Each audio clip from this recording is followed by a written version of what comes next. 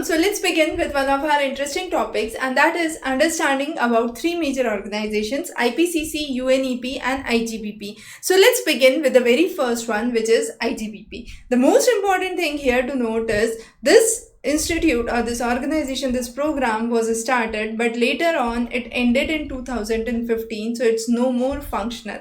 So that's the first thing you must be aware about. Now this is International Geosphere Biosphere Program. It was launched in 1987, and the idea was to have an international research on various global as well as the regional projects that interact on the surface of Earth as biological, chemical or physical processes. Now this this program, the International Geosphere Biosphere Program, had 9 major projects that were envisaged as it was brought, and it provided 3 basic aspects when it laid its foundation. That was to provide an expertise knowledge, to provide a proper coordination among different projects and the departments, and have a clear communication. So these were the three ideas or the 3 aims behind the 3 elements that were to be provided.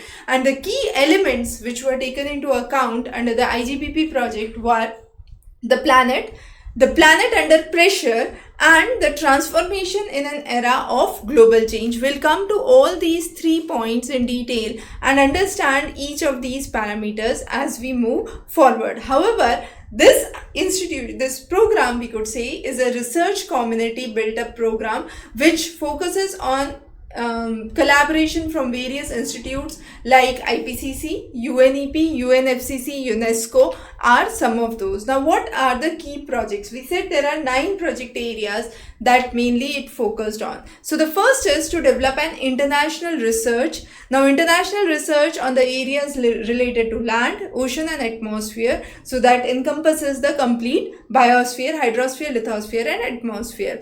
Then is to have bridging the gap between the international policies and sciences, and this was supported by IPCC, UNFCCC, that is the Convention for Climate Change, and then Millennium Ecosystem Assessment, to have a collaborative research based on specific agendas which has been agreed upon, to support the Earth, manage the data, build capacity, coordinate models, have a global database and a long time series observation. Now these were some of the typical projects that have been part of IGBP. Now this program, as we believe, it is an interdisciplinary program because it focuses on 3 major components: land, ocean and atmosphere.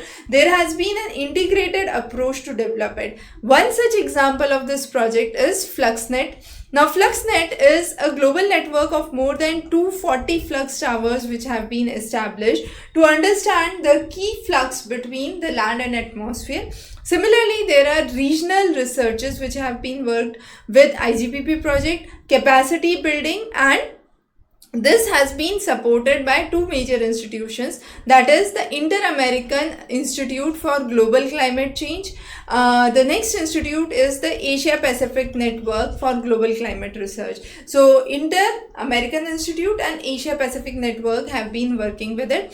Along with the existing project, it does has projects in other fields. For example, it has a marine project which talks about coordination in the field of ocean acidification, because ocean acidification is responsible for climate change, right? So combating ocean acidification, as we have discussed in one of the lectures before, through enhanced rock weathering, where you have higher amount of bicarbonates going into the ocean, which reduces the acidification in the ocean, is another important aspect. So enhanced rock weathering is nothing but having powdered form of rock pieces on the layer. So with the rain, it flows and it goes through the rivers finally into the oceans, and it the carbonic acid reacts with the calcium and the magnesium, forming bicarbonates, and that bicarbonates, when enter the ocean, reduces the amount of acidification. So this marine project basically focusing on ocean acidification is again important.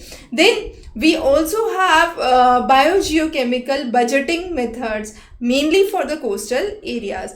Besides this has 12 major projects, which includes 4 joint projects by the Earth System Science Partnership, Each project has a project officer. So international project officer is there. There are other nodal officers which work along with it. So throughout the system, the major projects that work is the analysis, integration and modeling of earth systems, global land project, international global atmospheric project. So one is pertaining to land, the other pertaining to atmosphere. Then for the oceans, land ocean interaction, past global changes, ocean surface and lower atmosphere, integrated marine biogeochemistry, and land ecosystem integrated with atmospheric processes, which is ILEAP. So ILEAP is an important project. Similarly, EMBER is another important project. So these are some of the projects. Now this is a project which we focused in right before, that is a biogeochemical budgeting method, which is the LOSES, the land ocean interaction in the coastal areas. So